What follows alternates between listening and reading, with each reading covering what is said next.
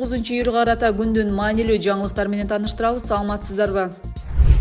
Киши колду болгон, дары ичип каза болду делген келиндин жакындары акыйкаттык издейт. Бишкектеги ооруканалардын биринде каза болгон 26 жаштагы Айтурган Маматкулованын жакындары элин өз өмүрүн кыйды дегенге ишенбейт. Маркумдун энеси Айтургандын денеси көк ала экенин, желке тушунда ур токмоктун белгиси болгонун айтып, күйөө баласына шек санап жатканын айтууда. Бул тууралуу Т-медиа басылмасы жазып чыкты. Оштун тургуну Айтурган Маматкулова 7-июль түнү Бишкек шаарындагы номер 4-ооруканада көз жумган. Медициналык мекемеден Маматкулова түнкү 12:30 чамасында оор абалда түшкөнүн билдиришкен. Каза болгон келиндин кайын журту ал дары ичип алып ооруканага түшкөнүн айткан. Маркумдун энеси журналисттерге маек куруп, кызым киши колду болду, күйөө балам таалуу жерине уруп койду деген пикирин билдирди. Ал эми маркумдун жеңеси Айтурган мурдада күйөөсүнүн ур токмогуна кабылып келгенин айтып берген. Маматкулованын кайнатасы кудаларынын сөзүн четке кагып, соттук медициналык экспертиза дайындалып, окуяны Бишкек милициясы териштиргенин айтууда. Эгер токмоктон каза болгондо Бишкекте эле камап койбойт беле? Бизге караганда Бишкектики өйдө турат. Болгондо да соттук медэкспертиза жүргүзүптүр. Урса милиция бара бер ука деп бетинен өөп коймок беле деген кайнатасы. Бишкек шаардык милициясынан клооптун журналистине окуя Ленин райондук ички иштер башкармалыгына катталып, тергөөгө чейинки териштирүү иши башталганын маалымдашты. Алгачкы корутундуда уулануу, өз жанын кыюу, жүрөк кан тамырдын курч жетишсиздиги деген диагноз коюлганын белгилеп, кийинчерээк кошумча маалымат берүүнү убадалашты.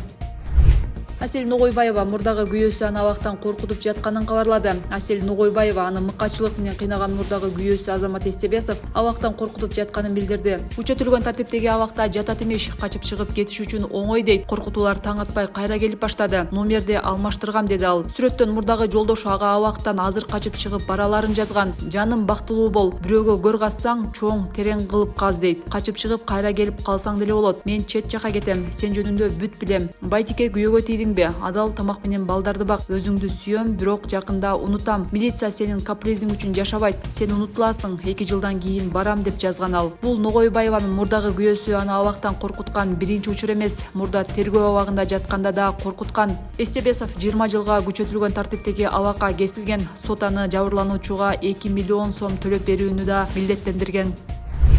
Бишкекте өспүрүмдүн инсульт алуусуна себепчи болгон милиционер кармалды. Ал андан акча опузалаган. Бишкек прокуратурасынын маалыматына ылайык, ИИМдин күзөт кызматынын кызматкери өспүрүмдү электрондук тамеки чеккен үчүн административдик жоопкерчиликке тартам деп коркуткан. Андан кийин күзөт кызматкери андан акча талап кылып, банкоматтан акча чечтиртип алган. Кызымдын кесепетинен жашы жетерлик СЮ окуя болгон жерден эсин жоготуп, ооруканага жеткирилип, геморрагиялык инсульт диагнозу менен оор абалда жандандыруу бөлүмүнө жаткырылган. Ал эми милиция кызматкери оор абалда жаткан өспүрүм баланы окуя болгон жерге калтырып, изин жашырып качып кеткен деп билдирди Баш прокуратура. Бул факты боюнча кызматтык абалынан кыянаттык менен пайдалануу жана коркунучта калтыруу беренелери менен кылмыш иши козголду. Шектүү кармалып, Бишкек шаардык ички иштер башкармалыгынын убактылуу кармоо изоляторуна киргизилди.